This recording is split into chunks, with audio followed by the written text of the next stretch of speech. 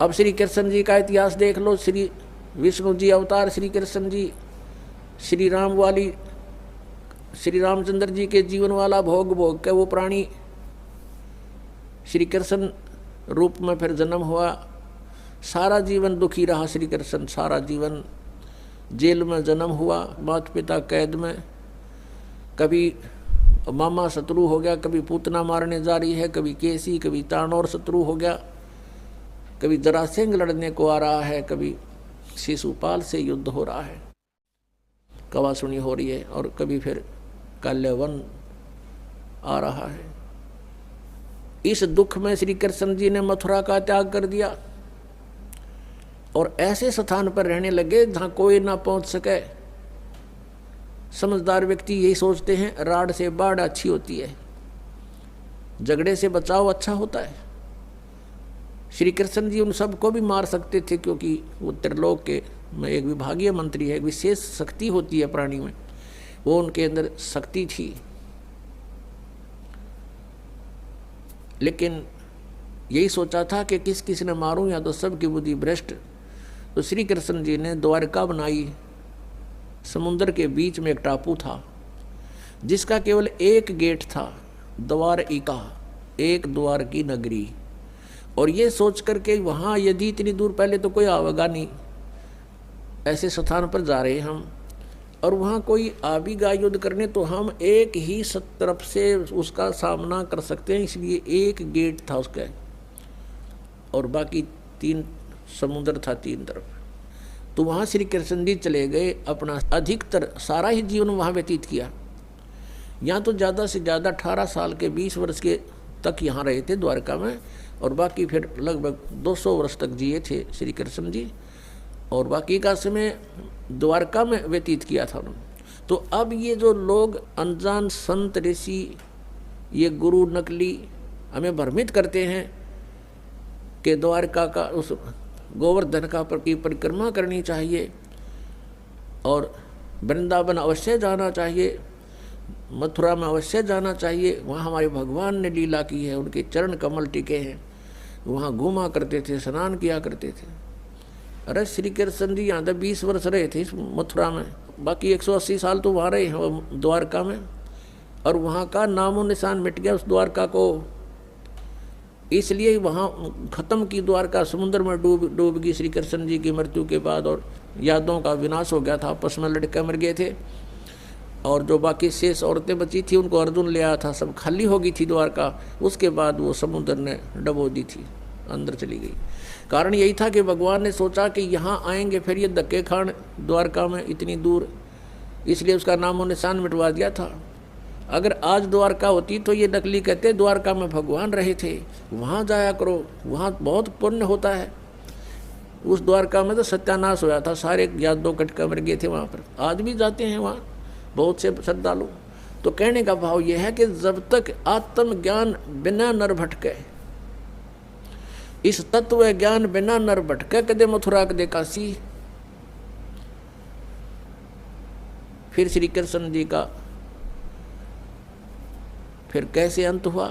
श्री कृष्ण जी के सामने पूरा यादव कुल आपस में लड़का मर गया, पोते पड़पोते रिश्तेदार सब आपस में कट कर मर गए। और वो सारा सांग देख कर, वो सारा अनरस देख कर जब श्री कृष्ण जी की मृत्यु हुई, एक परिवार के सामने एक आधे की मृत्यु हो जाती है, उसका कलेजा फट जाता है, रो रो कर पागल हो जाता है इंसान। तो पुण्यात्माओं, आज तक हमें सत्यनारायण कथा नहीं मिली थी, और ये सत्य कथा है। सत्यनारायण का अर्थ है सच्चा भगवान, और सच्चे भगवान की सच्ची कहानी, सच्ची कथाएं। तो प्रसंग चल रहा है कि परमात्मा ने बताया कि तुम जब तक जन्म और मृत्यु के अंदर हो, सुख नहीं हो सकता, शांति नहीं हो सकती। अब इंद्र सोचता है ब्रह्मा विष्णु महेश सुखी होंगे। अब इन ब्रह्मा विष्णु महेश की आप देख रहे हो, श्री राम की, श्री विष्णु जी की, श्री कृष्ण जी की कैसे दुर्गति हुई। अब पुण्यात्माओं, हम सुना करते थे श्री कृष्ण जी ने पर्वत उठा लिया था, गिरिराज, यानी गोवर्धन पर्वत को उठा लिया था हाथ पर, उंगली पर ऐसे। पहले तो ये विचार करो, उन्होंने वो पर्वत उठाया किस उद्देश्य से था? उन्होंने इस उद्देश्य से उठाया था कि वहां इन देवताओं की पूजा होया करती, और इंद्र स्वर्ग का राजा है, भगवान की पूजा छोड़कर इंद्र की पूजा चलती थी। श्री कृष्ण जी ने कहा भाई इंद्र की पूजा छोड़ दो, या दो उस भगवान की पूजा करो। इंद्र की कढ़ाई जो होती थी पूजा, वह बंद कर दी। देवराज इंद्र एक समझ लो स्वर्ग का राजा, और उसके अंतर्गत ये सब नहर विभाग, सिंचाई विभाग भी आता है, यानी वर्षा करना। तो क्या हुआ, जब इंद्र की पूजा बंद होगी देवताओं की, इंद्र ने सोचा इनको सबक सिखाता हूँ। इतने जोर की वर्षा, काले बादल छा गए चारों तरफ, काली घटा छा गई और मूसलधार वर्षा शुरू होगी। व्रज नगरी को डुबोने के लिए अब चारों तरफ हाहाकार मच गया। गौवें भी रंभाने लगी, ग्वाल बाल, क्योंकि गोवर्धन वो पर्वत जो था वहाँ पर गौवें चरा करती थी, वर्षा होती थी, घास होता था, और उन दूध दाद बेच कर ये काम चलाया करते थे अपना। और वो समाप्त करने चल पड़ा कि इसको इतना वर्षा कर दूं ये गोवर्धन पर्वत भी डूब जाए, आसपास की नगरी भी नष्ट हो जाए। तो भगवान श्री कृष्ण जी ने उंगली पर वो गोवर्धन पर्वत उठा लिया और पूरी ब्रज नगरी के ऊपर से कर दिया। सारा इंद्र बरस लिया, खूब वर्षा कर ली। सारा पानी उस गोवर्धन पर्वत के ऊपर ऐसे शौक हो गया, उसमें ऐसे मिल गया जैसे ब्लोटिंग पेपर शाही ने चूस लिया करे। आखिर में थक गया इंद्र, आके पैर पकड़ दिए कि मुझे अक्षमा कर दो। कहने लगे चला जाओ, तेरे को कर दी अक्षमा, और खबरदार आज के बाद तूने अपनी पूजा के लिए व्रजवासियों को कंपेल किया। तो फिर वो गोवर्धन यथा स्थान पर रख दिया।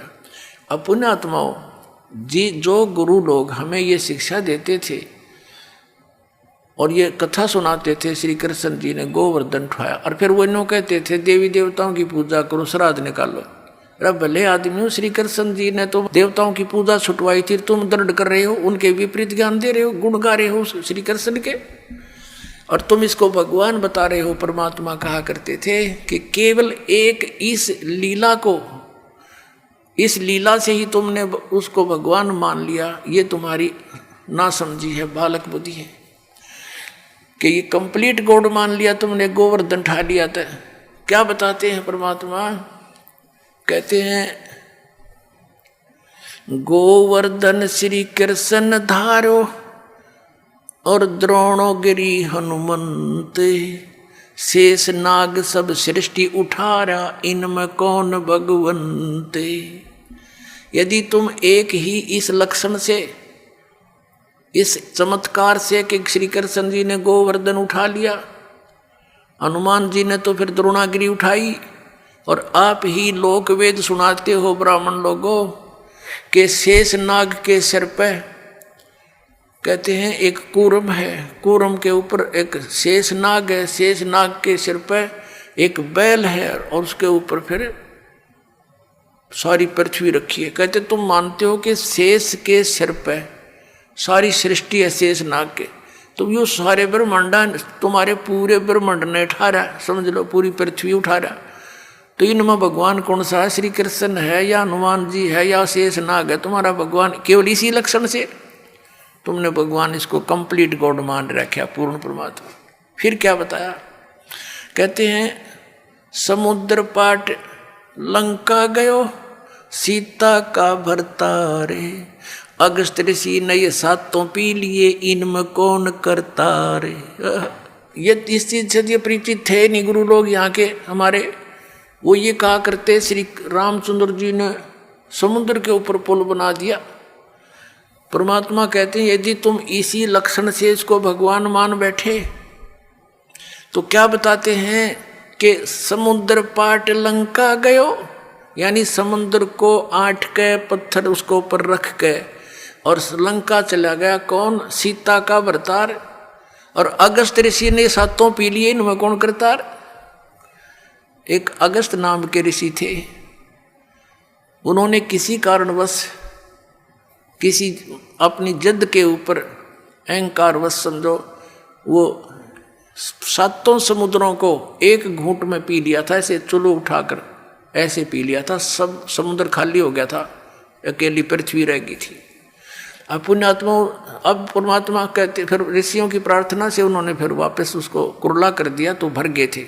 ये आध्यात्मिक शक्ति है, मार्ग है, इसमें आप विज्ञान को ना अड़ाना। विज्ञान तो बालकों का खेल है।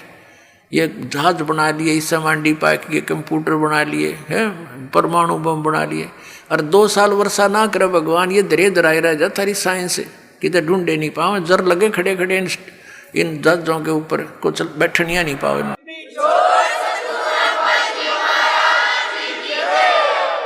तो परमात्मा कहते हैं फिर इनमें भगवान कौन? भाई अगस्त ऋषि ने तो सातों समुद्र पी लिए थे, तुम एक पत्थर धर के पार हो गया तुम्हारा श्री राम, तुम उसने भगवान मान बैठे। लेकिन तुमने पता नहीं वो पत्थर भी कैसे तरे थे, उसको तो मानने को तैयार ही नहीं। पर परमात्मा ने ये तरीका अपनाया हमारे अज्ञान को हटाने के लिए। श्री रामायण के अंदर एक कथा आती है कि जिस समय श्री रामचंद्र और पूरी सेना एक नाग फांस में आ गई थी, एक सिद्धि से लड़ाई होती थी, तो एक ऋषि ने उसने एक नाग फांस यंत्र होता, वो था हथियार, तो उसके अंदर एक सिद्धि होती है, वो अनेकों नाग बन जाते हैं, उसमें से निरे सांप निकलाए। और उन्होंने सारी सेना को जो लड़ने को तैयार हो रही थी ज्यों की त्यों लपेटे ला के बांध दी, जैसे रस्से तो बांध दिया करे। और सारे खड़े भगवान राम वीर लक्ष्मण भी नो कति जैसे ईख बांध दिया करे, नो पूरी सी खड़ी जगह जगह, और कोई सा टसमस हो नहीं पा रहा। अब 2 मिनट पाछा उसकी गर्दन काट देते सारे, सबको खड़े खड़े आओ तो विवश हो चुके थे। कहते हैं जब श्री राम ने याद किया गरुड़ को, गरुड़ आया, पक्षी है एक, उसने उन नागों को काटा, मार दिया, और तब वो श्री रामचंद्र जी बंधन मुक्त हुए। अब परमात्मा हमें समझाया करते थे, कबीर भगवान कहते हैं, परमात्मा कहा करते थे कि काटे बंधन विपत में, भाई कठिन कियो संग्राम में, चिन्हो रे नर प्राणिया ये गरुड़ बड़ो अक तुमरो राम।